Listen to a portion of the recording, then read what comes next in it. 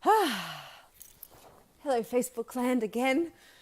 I've only just gotten off a live interview and here I am back again with another live interview, and I'll have another one a little later this afternoon as well. So this is all as part of the launch of Inside the Temple. And so I can see my next guest has just jumped on, so I'm going to bring him on the camera. Oops. Oh, helps if you press the right thing. Bring on camera. Fantastic. So I'm just waiting for Rhyn Nasser to join me, and we are going to chat about all things. Oh, did that go? Okay. Can't bring Rhyn on the camera. Why can't I bring you on the camera? Oh, hang on. Something's not working. It's going to be hard to interview Rhyn if I can't get him on. Oh. Rhyn? Hello. Why can't I bring you on the camera with me? Hang on a second. Let's just...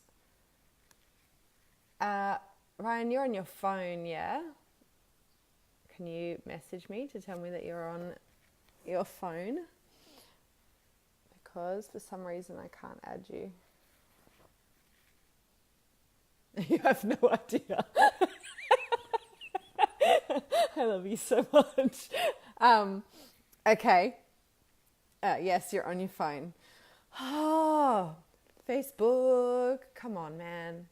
Work for me. They'll receive an invitation to join you. Add. Okay, it's finally going to work. It's a little technological issue. Thought I was going to interview myself for a minute. Oh, I've got like a really bad echo. Oh, let me grab my my earphones. Yeah, we'll be right back. Yeah. Okay. Awesome.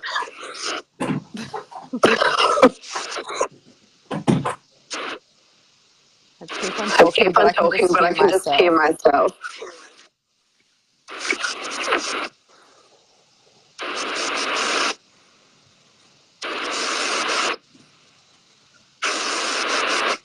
If you're just joining us, just be patient for some little technological issues at the moment.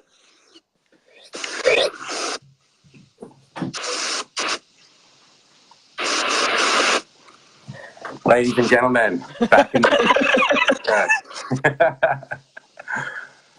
Okay. Alrighty. Let's see if that works. No, it doesn't work. How's that? Oh, that's better. Whoa. That was intense. Sorry to everyone who's just watched that first part of the live. Technology, man. Love it. Yeah. Love it. So, as I was saying, welcome, Rhyn. Thank you. I'm actually sitting here in Hayden Temple at the moment. And so Ryan's joining us for part of an interview series that I'm doing as we're launching the platform called Inside the Temple. It's actually currently in its Kickstarter campaign phase at the moment, which we'll talk more about later. But right now, I just want to get chatting to Ryan. So hello, thank you for joining me. Hello, darling. It's beautiful to be here, and especially that you're at Hayden, home away from home. So it feels good to just feel energetically, and I'm back there soon. Yeah, I know, right? Yeah, I can't wait. I'm excited to have you back here, back home. And for those who don't know Hayden Temple, you should definitely check. There's a link I'm going to share in the comments later. You should check out what we're talking about, because this place is magic. And we've both been through the training here. And so we're going to talk a little bit about like soul and business and life. And I'm quite excited to talk to you about this, actually, because as I shared with you just a moment ago, like I see soul being used as a buzzword and business being put with it in some contexts as a sales pitch. And what I see with you is actually how you're bringing it of soul and business. So I would love to just ask you, how are you combining those two together? How is this working?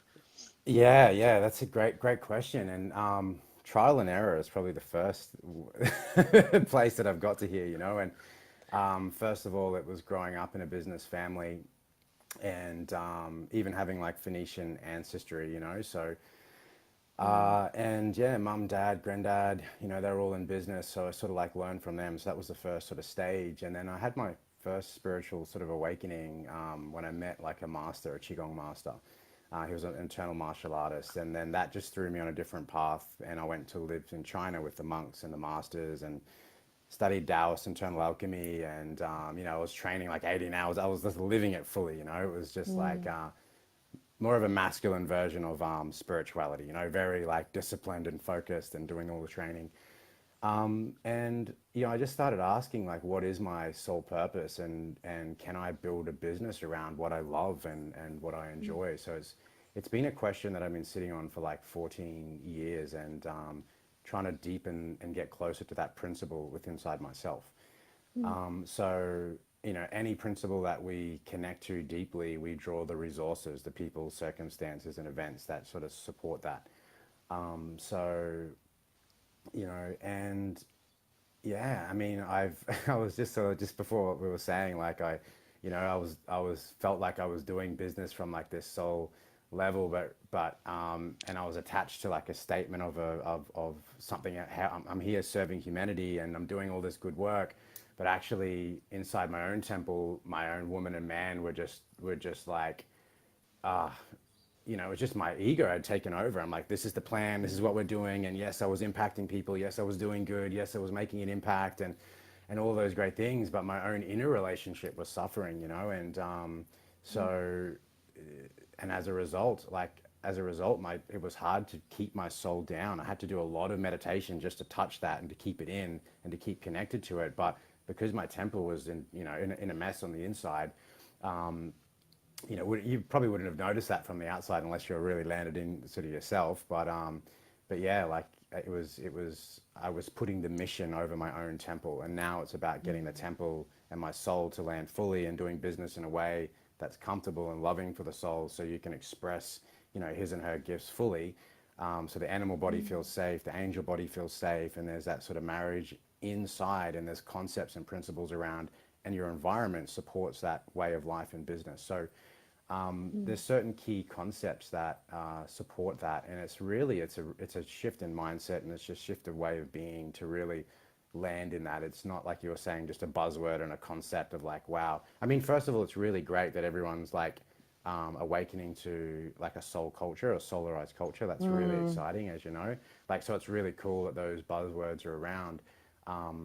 And I feel like that's collectively we're all becoming aware of like, you know, how important our soul is. We're getting a sense for it from somewhere. Because I also feel like business is really, I feel like it's all spiritual, you know, and it's all mm, amazing. And I just feel like there's room for some leaders who are really have the esoteric wisdom and also the business wisdom, and can actually their mm, life be a representation of that as well. So you know, we're in that where we call it the fuck yes life temple. That's where we are right now, and you know, the whole space is temple space. It's not just like yeah. a one little room I do my meditation. It's like everything is temple space. So you know, we have a sacred stone that sits in the middle of the temple, and we do sharing circle every morning, and then we do Mm, lightning questions, which is questions that come alive to us that, you know, just help us align with the energy of the day. We have themes every day, so we have the five elements, and then we have the governing and central channel on the weekends. So that's a masculine and feminine day.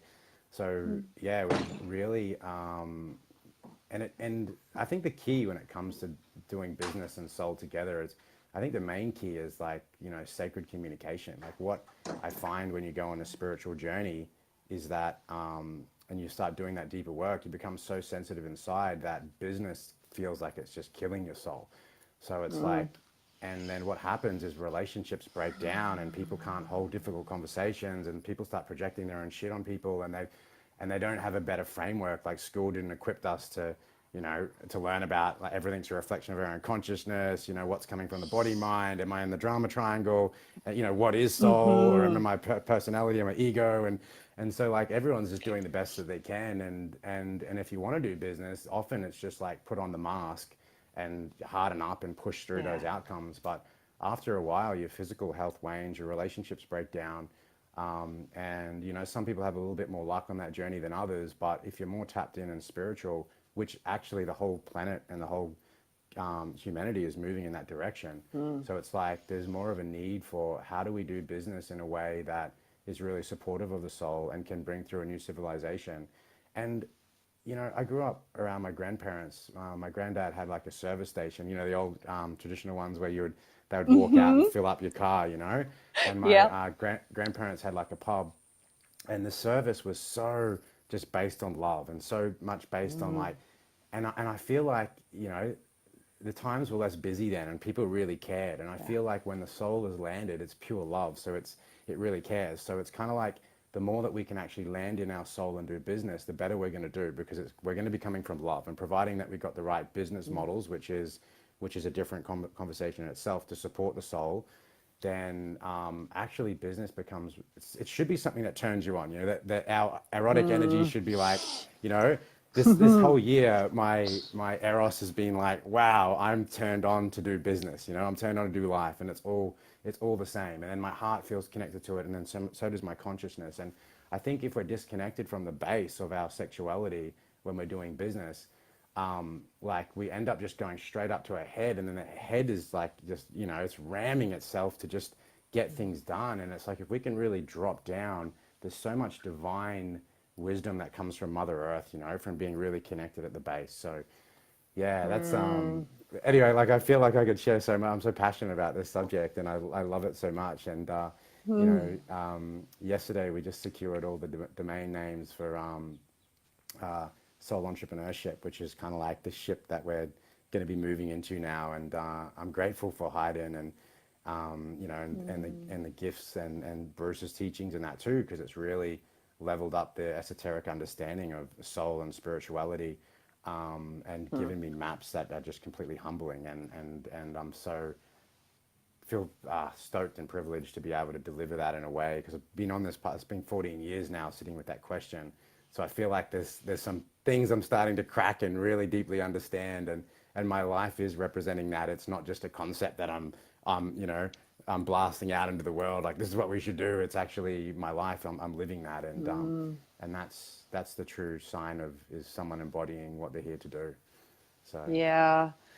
Yeah, it actually excites me being able to feel you and your excitement, and also the fact that you can bring and share into this space that it has been a 14-year quest. Like it's not suddenly just coming out and being like, oh, here these things go together. It's like really journeying that, and you know, I know you well enough to know that you do deeply live this, which excites me.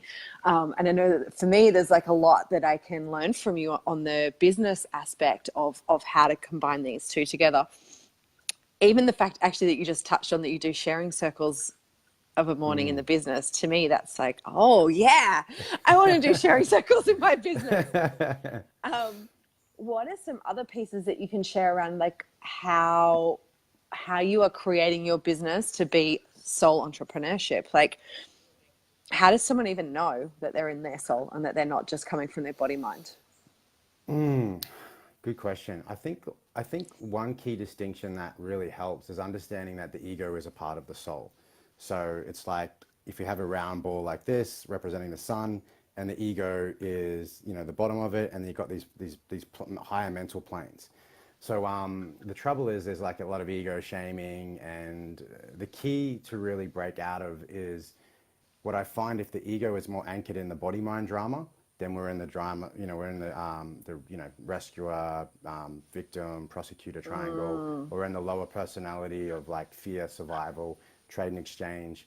And the upper triangle of the personality is the will to stand for what your soul is here to do, the will to Mm. bring love to that, and then to bring creative intelligence, which is not logic. It's that living intelligence that, you know, lights us up every single day. It can include logic, but it's more alive. So the key is then, if we can align, get some elevation of consciousness to actually stabilize a higher consciousness in soul. So then our identification becomes with soul. And then if we can actually go, okay, ask those questions. What am I here to do as a soul? And if we can really get in a space and ask that question, it's amazing what comes out. You know, like why do you, why are you here? Like, what are you here? Not what mum and dad told you to do, not what, university said. As a soul, why are you here on this planet? What are you called to do? Because the soul is pure love, and it will listen if we start asking questions around it. And if we can land in that and then go, okay, I'm going to use my ego, which will kind of like never really goes away. We just get higher. It just expands in its sense of self. And if ego then can embrace, because the ego goes, thinks it's separate from the soul. And it's like, poor me, I'm not enough. Mummy didn't love me enough, or whatever the thing is, whatever the story is. And the soul's going, hey, no, we are all one. And, we're on the same sort of team here. Just get a little bit of elevation and realize that, hey, we're all one.